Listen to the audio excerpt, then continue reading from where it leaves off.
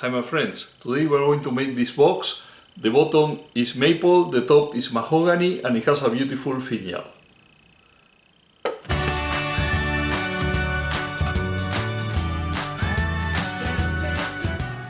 Hi my friends, how are you? I hope everybody's fine. My name is Daniel Vilarino. Welcome to my YouTube channel.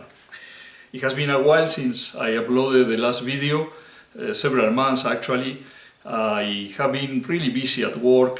The day-to-day work at the office has been really intense in the last months, so I get to the weekend really tired, and the weekend was typically when I used to do some woodturning and some edition of videos, and both things take time, so it has been impossible for me to upload videos. But in a few weeks, hopefully, I am going to go for a few days vacation to Sarasota. This nice couple offered my wife and I to go to their house for a few days there, and as a thank you for their attention, I am going to bring them a gift, and the gift is going to be a box. So for the base of the box, I'm going to use this piece of Ambrosia maple.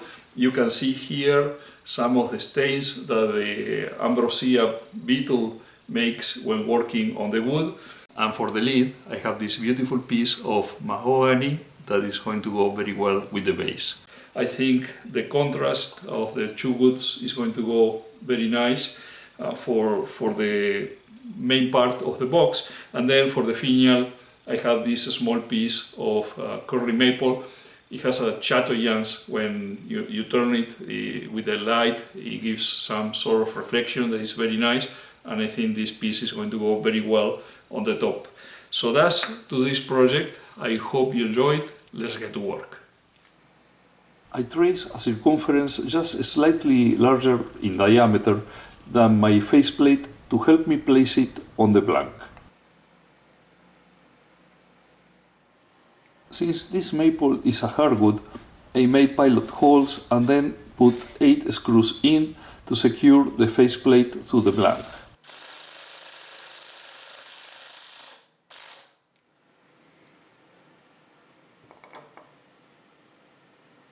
I screw the faceplate to the lathe axis, and to provide additional stability and security, I bring the live center towards the blank. As always, we put on a full face shield to protect against projectiles. It has filters to protect my lungs and earmuffs to protect against the noise. I start to draw up the side of the blank. Especially when I initiate the cut, I keep the gouge's flute position pretty close. That means almost completely facing towards the side. This reduces the possibility of the gouge skidding.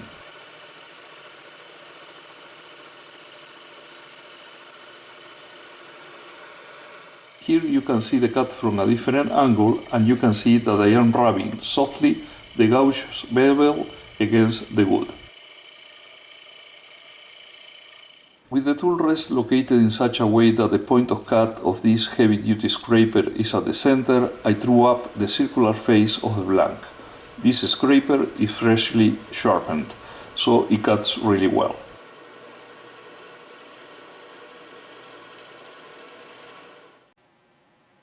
With the pencil I paint the circular surface of the wooden blank, and then I make a couple of passes with the heavy-duty scraper.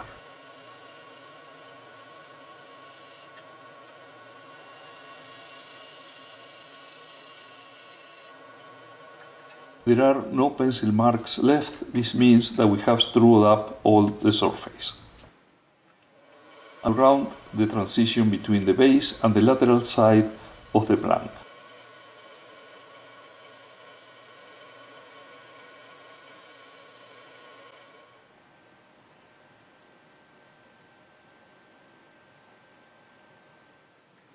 I make in the base a perforation of 1.5 inches in diameter to later hold my logo coin.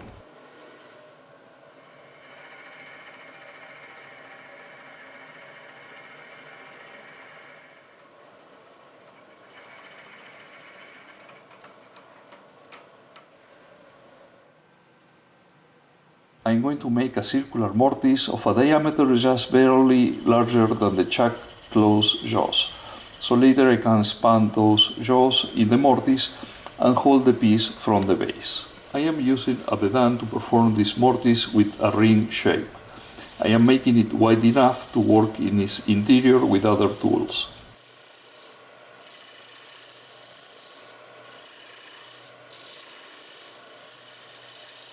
I remove just a bit of material in the central area so the base will sit better on the table.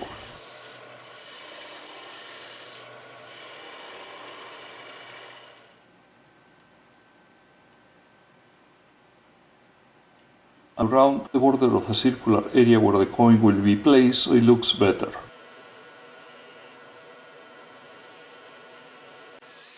The base finishing has the regular steps, sanding with sandpapers of finer and finer grades, started with 80, then 120, 180, 240, 320, 400 and finally 600. Then I will apply abrasive paste and at the end friction polish. I have shown this process in multiple videos, so here I am going to go just quickly over the different steps. An important thing is that I don't touch for the moment the lateral side of the box. When the moment comes to do the lid, I will use the base as a jump chuck and then I will finish the cylindrical side.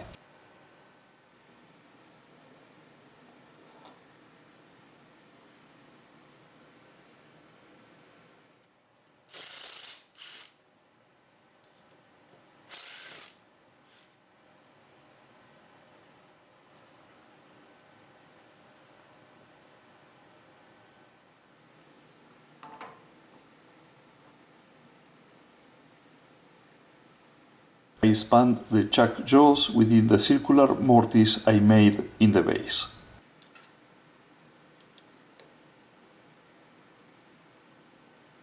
I set the tool rest height so the scraper cut will be at the middle of the blank.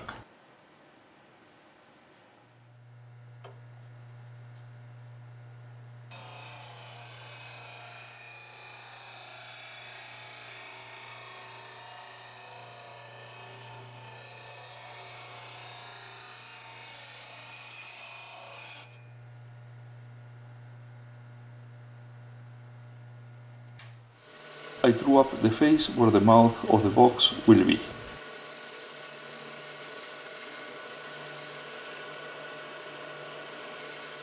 When you turn the blank around, many times the piece does not stay fully centered, so I am drawing up again the lateral face.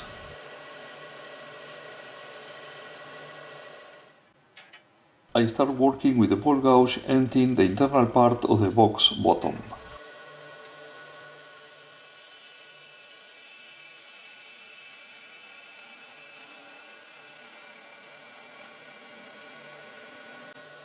I begin to deepen with a cut, but when I see that the gouge finds resistance, I remove it just a bit to avoid making heavy cuts. That way I am leaving some sort of steps that later are easily eliminated.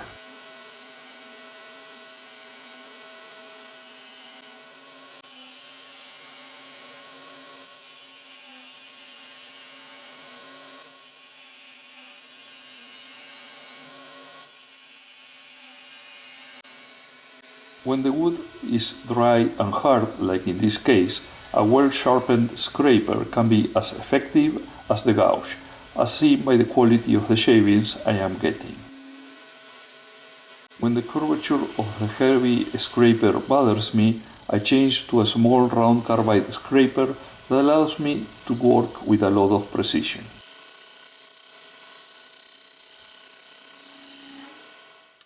I am improvising a depth gouge that is made with a straight wood strip to which I attach a piece of double-sided tape, and I am fixing on top a small board. The board's end will be located at the depth I want for the box. I need to leave enough material because in the base I have the mortise as well as the perforation for my logo coin.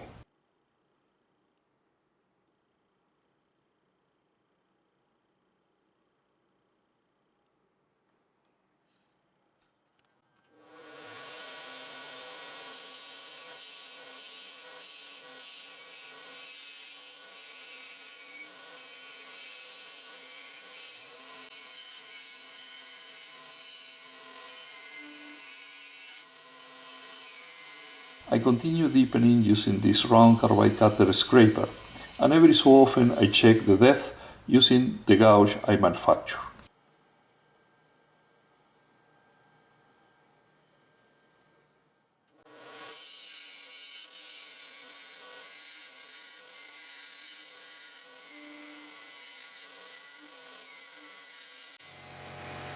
As you can see, particularly in the take made from the side, it remains just a little to reach the desired depth. While I still have enough material in the base to avoid vibration, I will work on the lateral wall, and for that I change the tool rest position.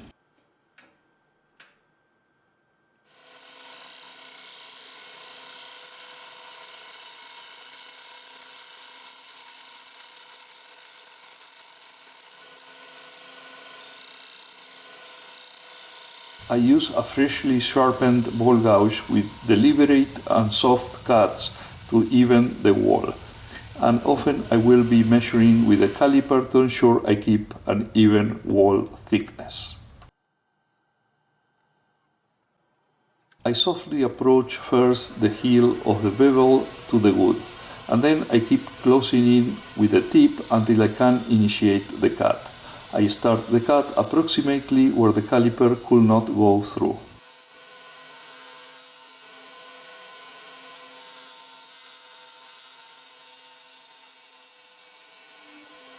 As always, a well-sharpened gouge produces excellent shavings. I verify once more the wall thickness.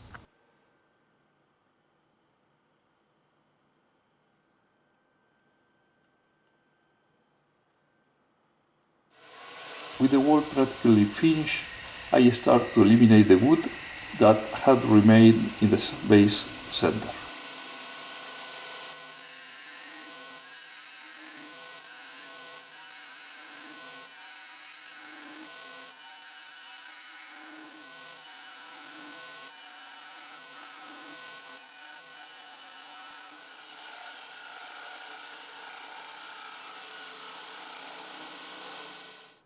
This scraper with a curve to the left side allows me to work comfortably in the center of the base, but it is a bit difficult to get closer to the wall due to this tool's width.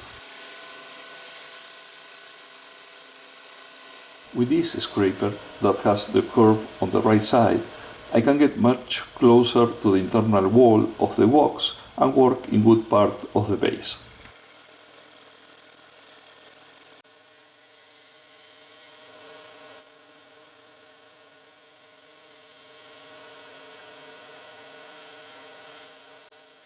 As you can see, I am getting closer to the desired depth. With the circular carbide cutter scraper, I can shape easily the transition between the wall and the base.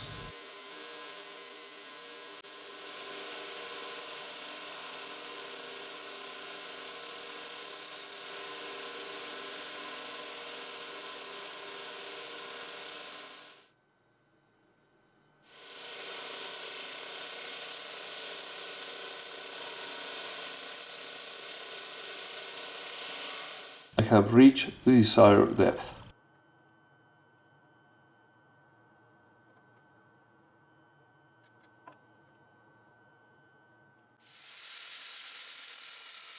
I don't need to do any more cuts in this internal part of the box, so as it is usual, I do the sanding, the treatment with the abrasive paste and friction polish to finish the interior.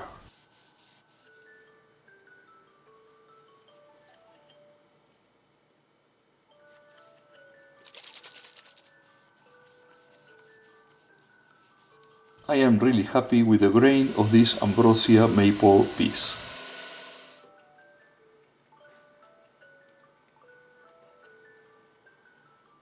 The following step requires certain precision for two reasons. The first is that we will form the step where it will fit the lid of the box. The second is that this step will perform as a jump chuck for the turning of the lid. For this, I am marking with the skew chisel the width and the depth of this step.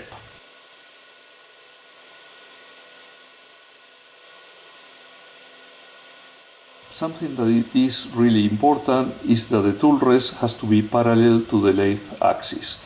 This will help in the cuts being also parallel to that axis, and as a consequence the fit of the lead will work correctly.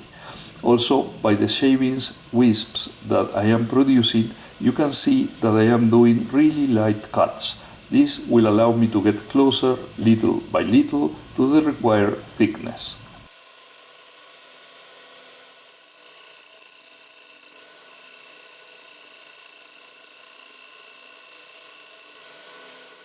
I am on top of the frontal mark I did before, so I will stop and measure with the caliper.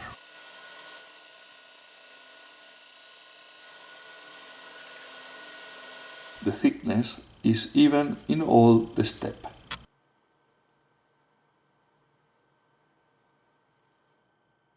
With the skew chisel I clean and make even the shoulder of the step I just formed. I sand and finish the step I just made.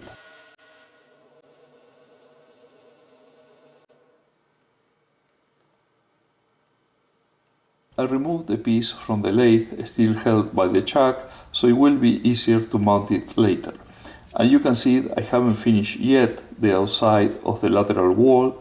I will do that when the lid will be almost complete. In the mahogany blank for the lid, I made a circumference just barely larger in diameter to the threaded glue block that I will use.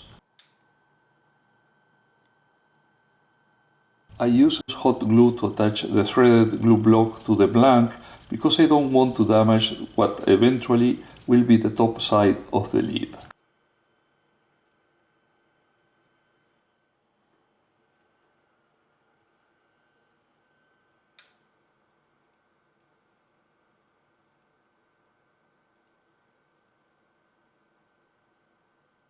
If you want to see the video where I made this threaded glue block, please check the links on the top right side of the screen or in the description of the video.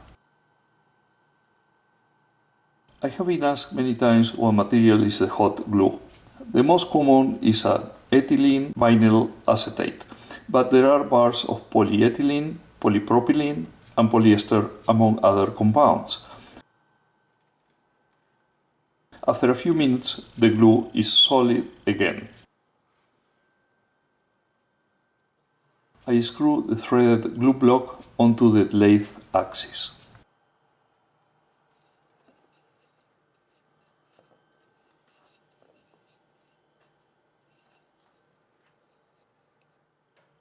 For the moment, and while I threw up the blank, which is when there are more probabilities of a catch, I bring in the lathe center to provide a more secure hold.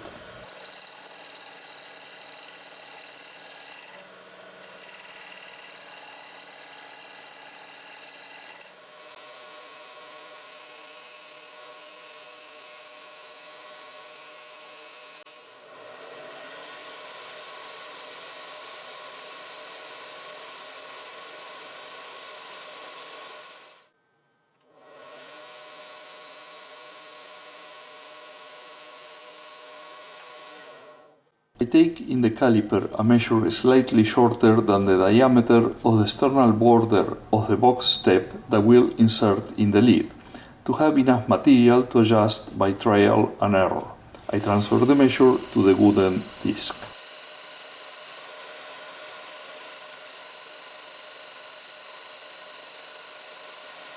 I use a thin parting tool to initiate the cut for the recess where the box will fit.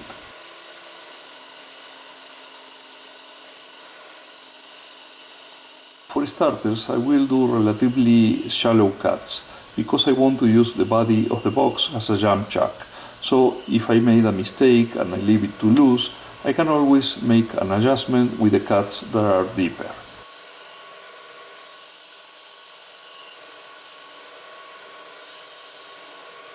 I make a try, but the recess is still too small.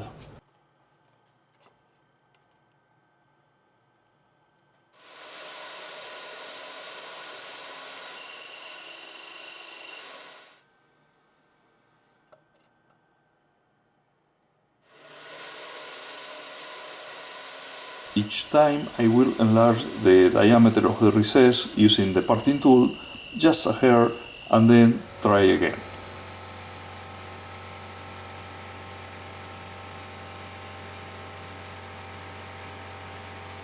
After several tries enlarging the diameter, I believe I am pretty close.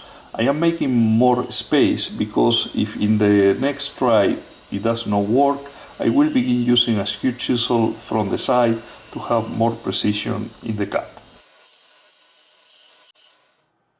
Almost there.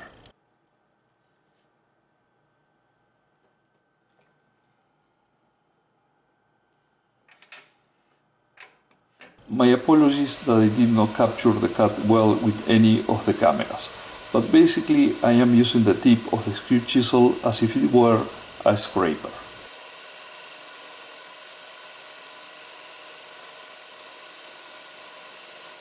A bit tight still, but it is beginning to enter. At this point I am going to deepen the recess. When I do the finishing for the internal side of the lid, I will need to sand, and that will provide the final adjustment for the box jump chuck. With the caliper depth gauge, I verify that it is deep enough to accept the border of the lower part of the box. With a skew chisel, I make even the diameter in all the internal wall of the closure.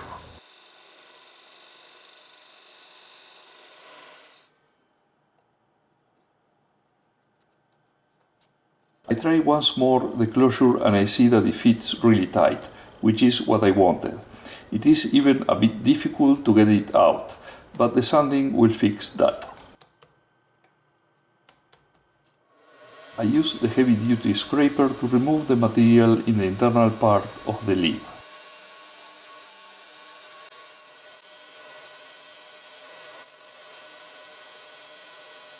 The internal part of the lid does not require more cutting work, so now I can perform the classical procedure of finishing by sanding, making sure that I sand the internal lateral wall of the closure, then abrasive paste and friction polish.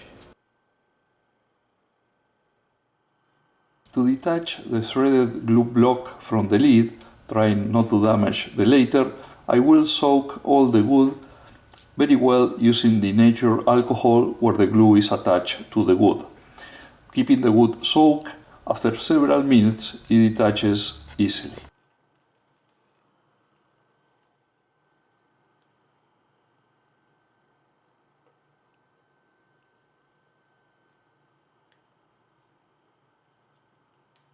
The same way you can detach the glue from the threaded glue block. After that you can give it some soft paces with a scraper, some sandpaper, and it is ready for a new use.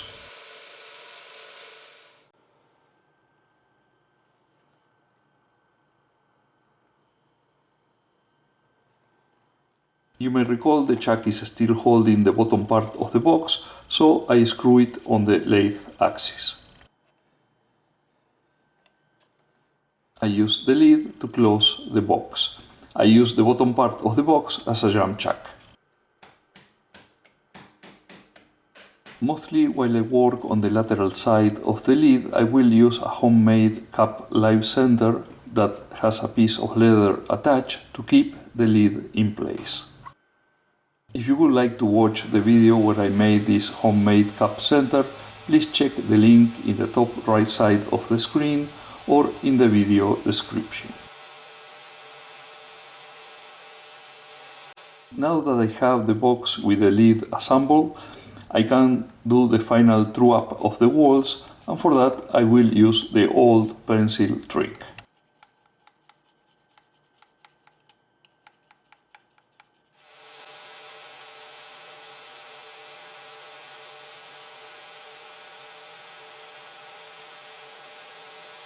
We can still see pencil marks in this area, so I will keep working in truing up the piece.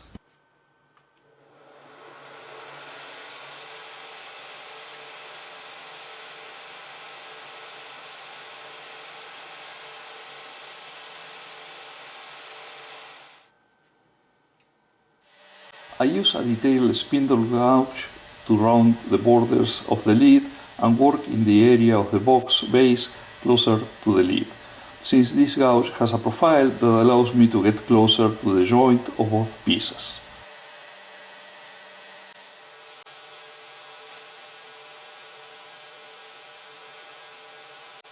Before removing the live center, I seize this moment to work on the lid top in the area that is closer to the ring.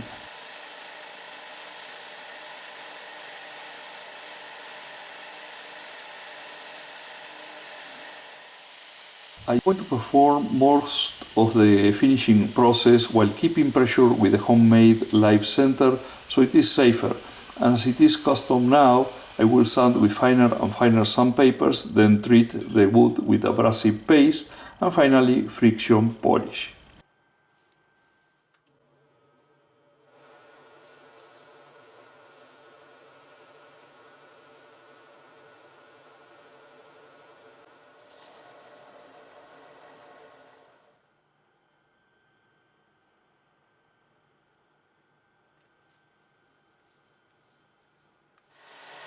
With the base all ready and the lateral side and good part of the top side of the lid also ready, I can remove the homemade cap live center and sand and finish that area without fear of the lid coming out, because I will always be exerting pressure over it.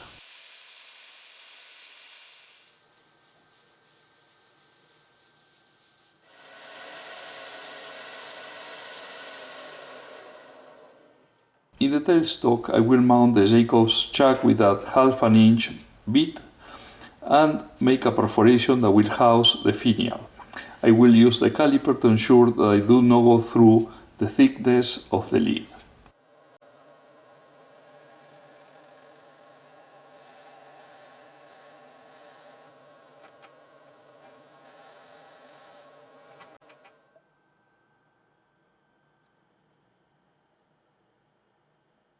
The lid is ready and the bottom of the box has performed beautifully its role as a jam chuck. Now I will sand and finish the part of the base that enters in the lid, so it will be easier to open and close the box.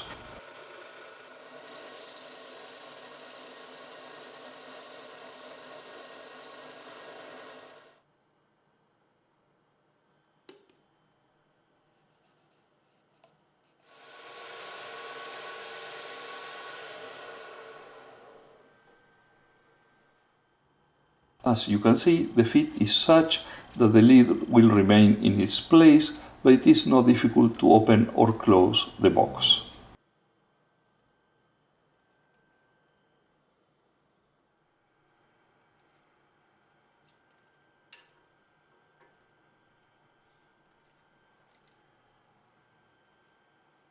I will turn the finial initially between centers.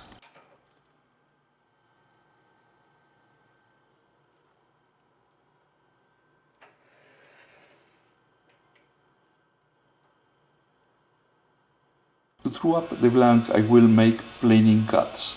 For more information, check the video of different cuts with the skew chisel that appears in the top right center of the screen, or the link in the description of the video. Once the cylinder is ready, I will reposition the tool rest to true up the circular faces using the parting tool.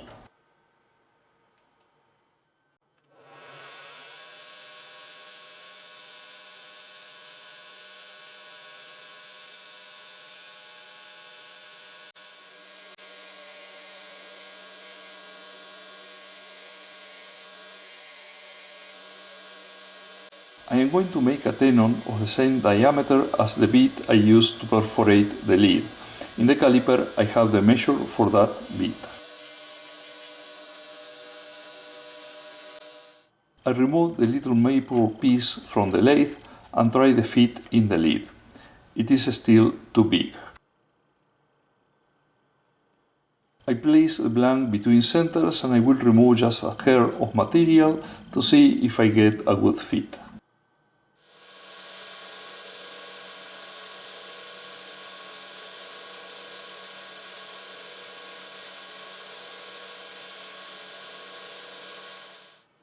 At After a couple of tries, I finally achieve a nice fit. I begin working on the finial using a spindle gouge.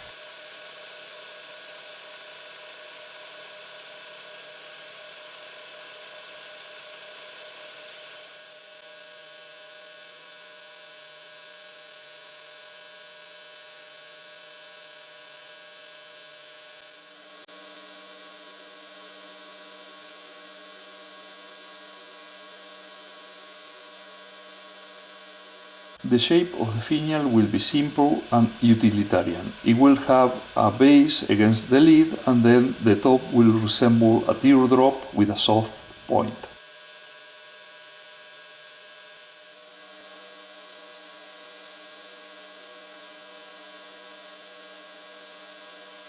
I keep forming the tip of the finial and I make it thinner and thinner, but I do not make the cut yet, because I want to sand the rest.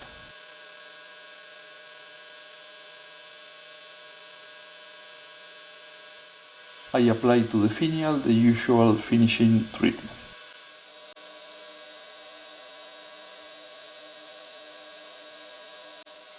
Very softly I make the tip thinner until it is hanging just by a hair.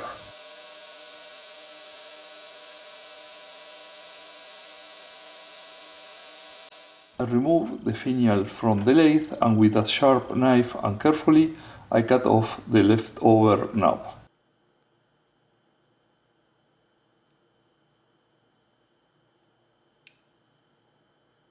I have placed a Jacob's chuck in the headstock and this chuck will help me hold the finial while I work in its tip. With the sandpaper I refine and give better shape to the finial's tip.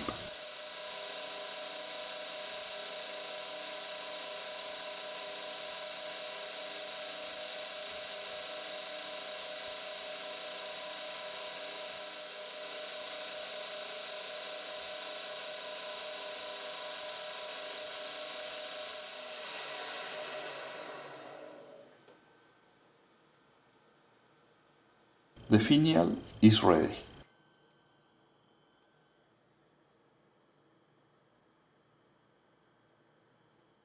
I use CA glue to attach the finial to the box lid, but you can use also wood glue as well, or epoxy.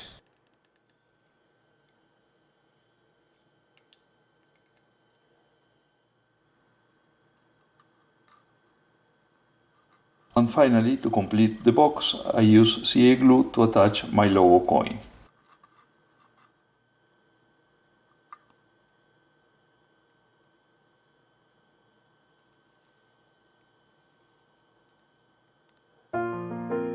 Here you can see some pictures of the finished box.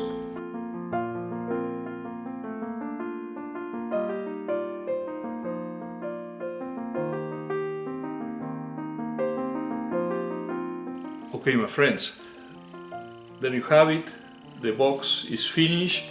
You can see the Ambrosia maple markings over there and there.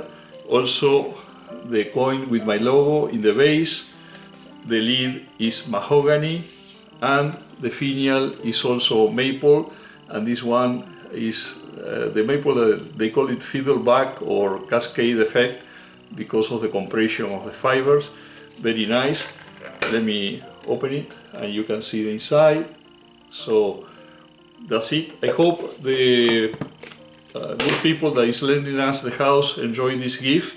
I also hope that you enjoy the video. If that's the case, don't forget to mark the like button below, make comments, and if you haven't subscribed yet to my channel, please do so. There you will have the button to facilitate the subscription, and it will be until the next one. Cheers!